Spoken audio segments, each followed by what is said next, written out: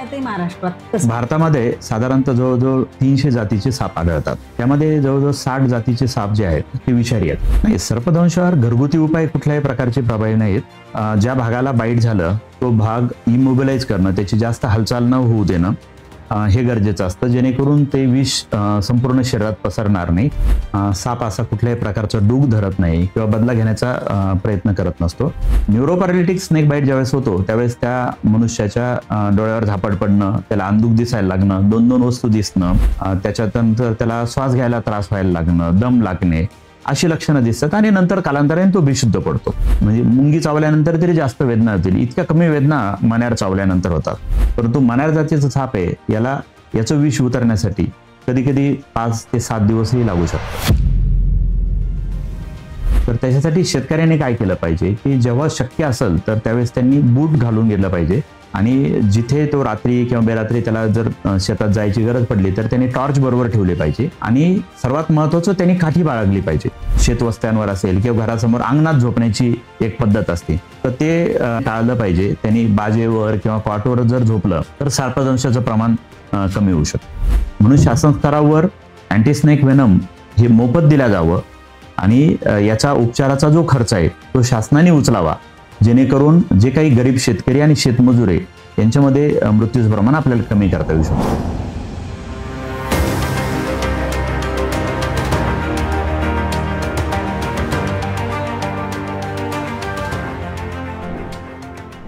नमस्कार.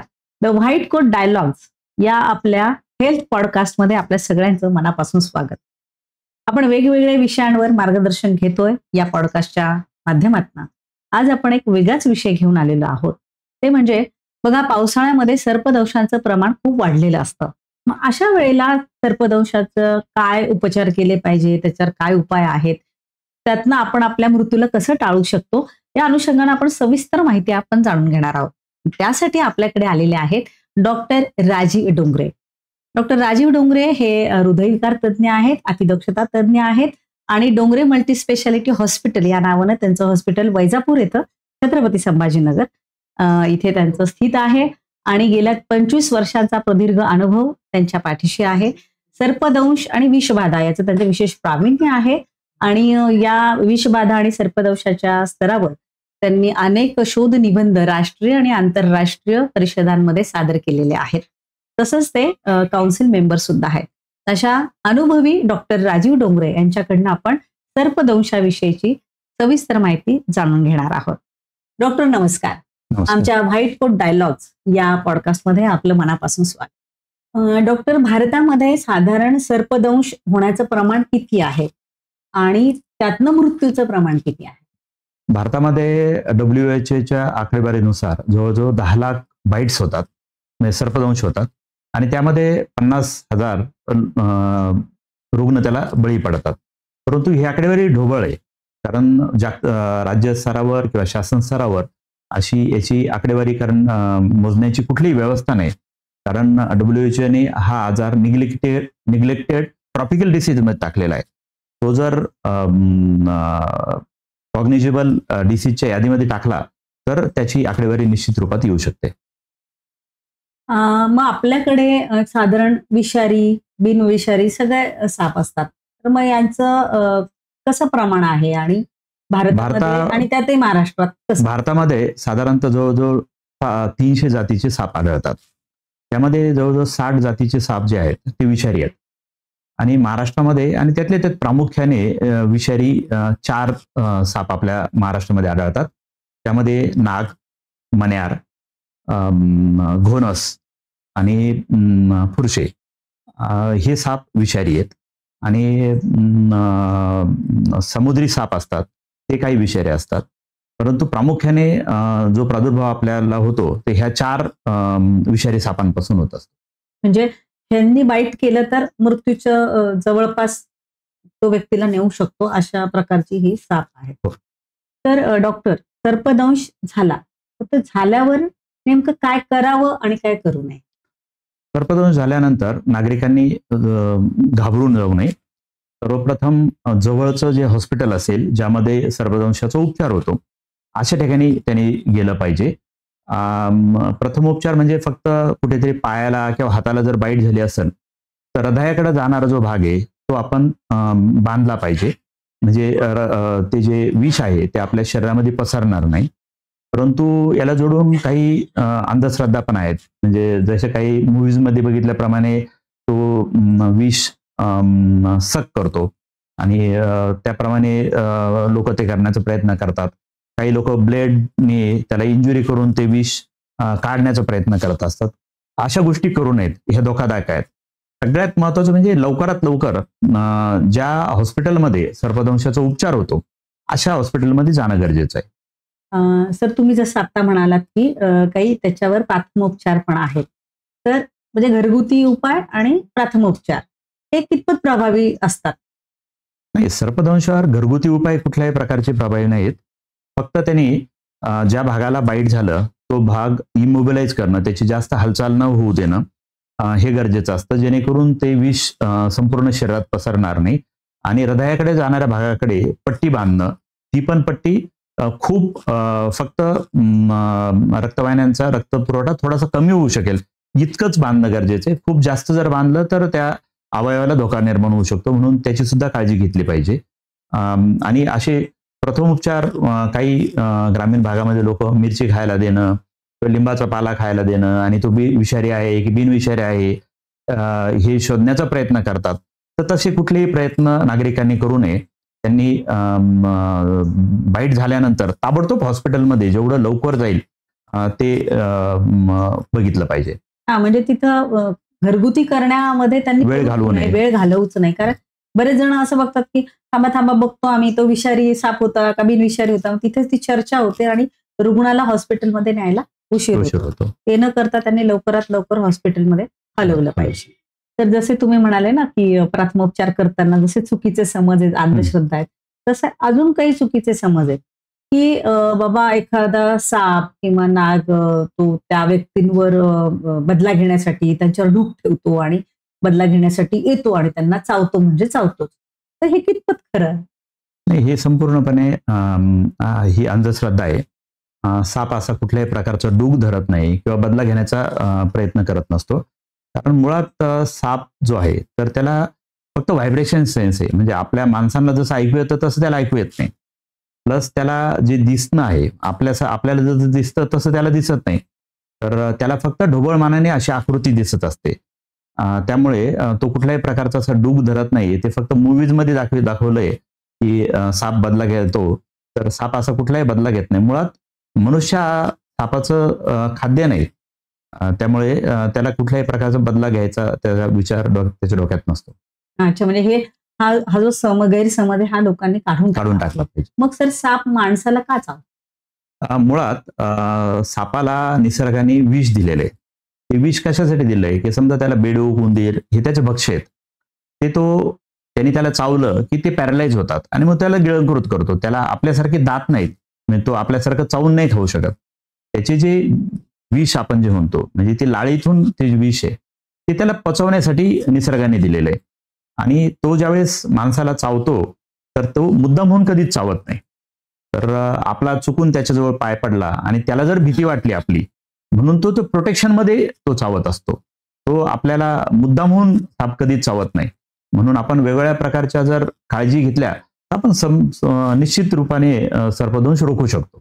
म्हणजे तसा तो माणसाला घाबरणारा प्राणी आहे. म्हणजे तो असं स्वतःहून चावणारा नाही. तर आपलं चुकून जर आपल्याकडनं त्यांना काही इजा झाली किंवा हात पाय पडला तर ते आपल्याला चावू शकतात. म्हणून अशा ठिकाणी जाणं आपण त्याला आपण प्रोव्होक्ड बाईट म्हणतो. आपण प्रोव्होक केलं तरच तो बाईट चावतो. तर तुम्ही काही प्रकार सांगितले विषारी सापांचे, आणि तेच चावले तर पुढे मृत्यूचं प्रमाण येऊ शकतं. तर मग जसे त्यांचे प्रकार आहेत त्याप्रमाणे त्यांचा दंश झाल्यानंतर त्याची लक्षणं पण वेगवेगळी असतात का? आणि साधारण काय लक्षणं असतात? साधारणतः ह्या विषारी सापाचे 2 प्रकार पडतात. एक न्यूरोपॅरालिटिक, म्हणजे आपल्या मेंदू आणि मज्जासंस्थेवर परिणाम करणारे, त्याला आपण न्यूरोपॅरालिटिक म्हणतो. त्यामध्ये नाग आणि मण्यार ह्या 2 जाती येतात. आणि दुसरे असतात व्हास्क्युलोटॉक्सिक, म्हणजे जे आपल्या रक्तपेशींवर परिणाम करतात. तर त्यामध्ये व्हायपर म्हणजे रसेल व्हायपर आणि सॉस्केल व्हायपर म्हणजे घोणस आणि फुरशे हे 2 प्रकारचे साप हे व्हास्क्युलोटॉक्सिक असतात. न्यूरोपॅरालिटिक स्नेक बाईट ज्यावेळेस होतो त्यावेळेस त्या मनुष्याच्या डोळ्यावर झापड पडणं, त्याला अंधुक दिसायला लागणं, 2-2 वस्तू दिसणं, त्याच्यानंतर त्याला श्वास घ्यायला त्रास व्हायला लागणं, दम लागणे, अशी लक्षणं दिसतात आणि नंतर कालांतराने तो बेशुद्ध पडतो. आणि त्यामध्ये जर नाक चावलेला असला तर त्या जागेवर सूज येते किंवा तिथून रक्तस्राव होऊ शकतो. परंतु मण्यार जर चावला तर अशा कुठल्याही प्रकारचा रक्तस्राव पण होत नाही. बऱ्याचदा त्याचा दंश झालेली जागा सुद्धा दिसत नाही. आणि जे व्हास्क्युलोटॉक्सिक स्नेक बाईट आहे याच्यामध्ये जागेवरनं रक्तस्राव आणि त्या जागेवर सूज येणं, मग लगेचनं रक्त येणं इथपर्यंत त्याची मजल जाऊ शकते. परंतु जागेवर सूज येणं हे त्याचं प्राथमिक लक्षण आहे. आणि साप जो चावतो याच्या जवळजवळ बायटिंग हॅबिट्स पण ठरलेले आहेत. म्हणजे साधारणपणे मण्यार जातीचा साप हा रात्री चावतो. झोपेमध्ये अंगणात माणूस झोपलेला असतो आणि त्याला तो चावतो. आणि बऱ्याचदा त्याचे लक्षण असे कळत नाही. त्याच्या सकाळी सकाळी फक्त पोटात दुखायला लागतं, उलट्या व्हायला लागतात आणि तो हॉस्पिटलमध्ये जातो. म्हणजे मुंगी चावल्यानंतर तरी जास्त वेदना होतील, इतक्या कमी वेदना मण्यार चावल्यानंतर होतात. परंतु दुसऱ्या प्रकारचा जो साप आहे नाग आहे, याच्या बाईट्स ऑलवेज प्रोवोकेटिव्ह, म्हणजे त्याला जर आपण डिवचलं तरच तो आपल्याला चावतो, अन्यथा तो आपल्याला चावत नाही.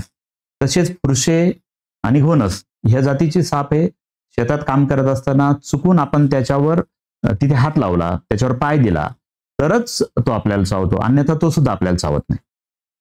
अच्छा, म्हणजे हे प्रत्येकाचे पॅटर्न्स ठरलेले आहेत. त्यामुळे आम्हाला तर आता अनुभवानुसार हॉस्पिटलमध्ये पेशंट कोणत्या वेळेत येतो त्याच्यावरनं आम्ही त्याच्या सापाची जात सांगू शकतो, अंदाज बांधू शकतो. तर मग आता बऱ्याच वेळेला तुम्ही म्हणतात आपल्याला दिसतात लक्षणं आणि काही जे मण्यारसारखे ते दिसत पण नाही. पण मग जेव्हा लक्षात येतं तर तेव्हा एक साधारण असा टाइम पिरियड काय आहे की इतक्या वेळातच तुम्ही डॉक्टरांकडे जायला पाहिजे लवकरात लवकर, तर ती व्यक्ती आपण वाचवू शकतो? साधारणपणे आता जे 2 प्रकार आहे, म्हणजे न्यूरोपॅरालिटिक स्नेक बाईट आणि व्हास्क्युलोटॉक्सिक स्नेक बाईट. न्यूरोपॅरालिटिक स्नेक बाईट मध्ये कोब्रा जो आहे म्हणजे नाग चावल्यानंतर त्याचे लक्षणं साधारणतः अर्ध्या तासानंतर दिसायला लागतात. आणि अर्ध्या तासापासून लवकरात लवकर अर्धा ते 2 ते 3 तासामध्ये त्याच्यात मृत्यू होऊ शकतो. त्याच्यामुळे तो लवकरात लवकर हॉस्पिटलमध्ये गेला पाहिजे. त्या उलट मण्यार जातीचा जो साप आहे तो साधारणतः 5-6 तासानंतर त्याचं विष चढतं आणि त्याच्यामुळे लक्षणं सुद्धा लेट येतात. आणि त्याच्यात गमतीचा भाग असा आहे की नाग जर चावला आणि त्याच्यावर जर वेळेवर उपचार झाले तर तो 24 तासात नीट होतो, 24 तासात संपूर्णपणे तो दुरुस्त होतो. परंतु मण्यार जातीचा साप आहे याचं विष उतरण्यासाठी कधी कधी 5 ते 7 दिवसही लागू शकतात.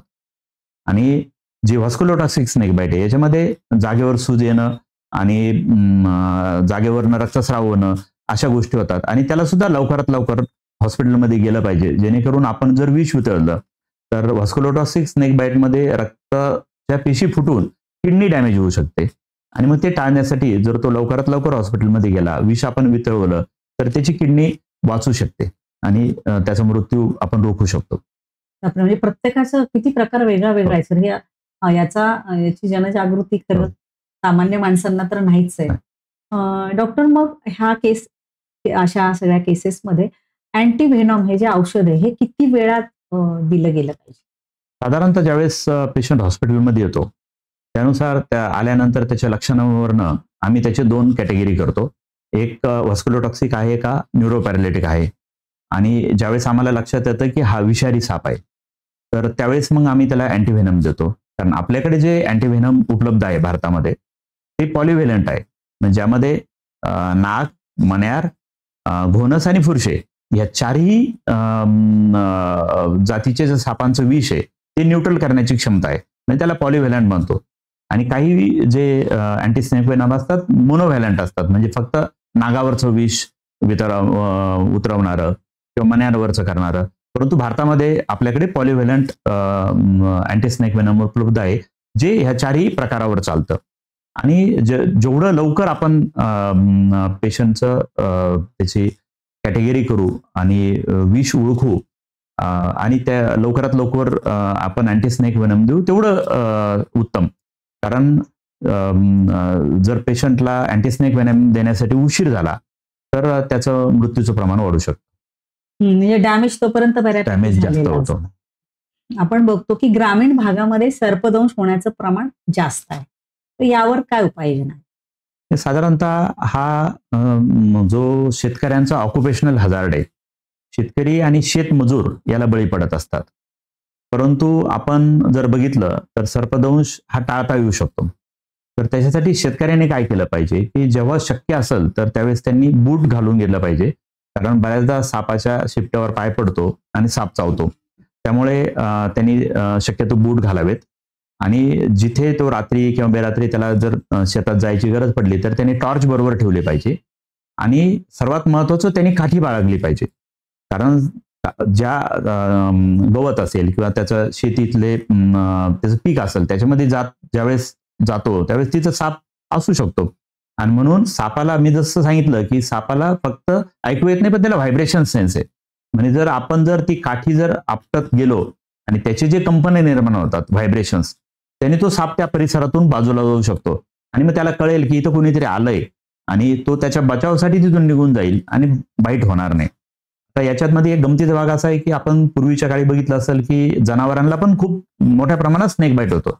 आपल्या भारतामध्ये सर्पदंशांनी जनावरं सुद्धा बळी पडतात. शेतकऱ्यांची जनावरं बळी पडत असतात. पूर्वीच्या काळी त्यांच्या गळ्यामध्ये घंटी बांधलेली असायची. ती घंटी म्हणजे फक्त दिखावा म्हणून नाही, तर त्यांनी व्हायब्रेशन्स यावेत आणि साप त्याच्यापासून दूर जावा याच्यासाठी ती घंटी बांधलेली असते. म्हणून अशा उपाययोजना जर शेतकऱ्यांनी केल्या आणि तर सर्पदंश टाळता येऊ शकतो. त्याचबरोबर ग्रामीण भागामध्ये शेतवस्त्यांवर असेल किंवा घरासमोर अंगणात झोपण्याची एक पद्धत असते. तर ते त्यांनी टाळलं पाहिजे. त्यांनी बाजेवर किंवा कॉटवर जर झोपलं तर सर्पदंशाचं प्रमाण कमी होऊ शकतं. खाली जमिनीवर झोपू नये. सर, ह्या सर्पदंशासाठी काही लसीकरण आहे का ते सांगा. आणि सर्पदंशामध्ये मृत्यूचा जो दर आहे तो कमी करण्यासाठी काय केलं पाहिजे? सर्पदंशावर कुठल्याही प्रकारची लस उपलब्ध नाही. परंतु याच्यावर आपण निश्चितपणे मात करू शकतो. कारण सर्पदंश, माझं तर असं मत आहे की प्रॉपर जर ट्रीटमेंट मिळाली तर सर्पदंशामध्ये मृत्यूचं प्रमाण 0 होऊ शकतं. त्यामध्ये न्यूरोपॅरालिटिकमध्ये तर 100% पेशंट वाचू शकतात. फक्त व्हास्क्युलोटॉक्सिक स्नेक बाईट जे आहेत, रसेल व्हायपर त्यातले त्यात जास्त विषारी साप आहे, त्याच्यामध्ये मृत्यूचं प्रमाण आहे. तर ते सुद्धा वेळेवर जर उपचार झाले, चांगले उपचार झाले तर ते निश्चितपणे त्याचं प्रमाण कमी होऊ शकतं. तर सर्पदंशामध्ये मृत्यूचं प्रमाण कमी करण्यासाठी शासनाकडनं अशा कोणत्या उपाययोजना केल्या गेल्या पाहिजेत असं तुम्हाला वाटतं? सर्पदंशाचं प्रमाण कमी करण्यासाठी शासन स्तरावर अनेक उपाययोजना करणं गरजेचं आहे. त्यामध्ये गावोगावी जनजागृती आणि त्याबरोबर सगळ्यात महत्वाचा जो विषय आहे की साप हा चावतो तो सगळ्यात गरीब माणसाला चावत असतो. एक तर तो शेतमजूर असतो किंवा शेतात काम करणारा छोटा शेतकरी असतो.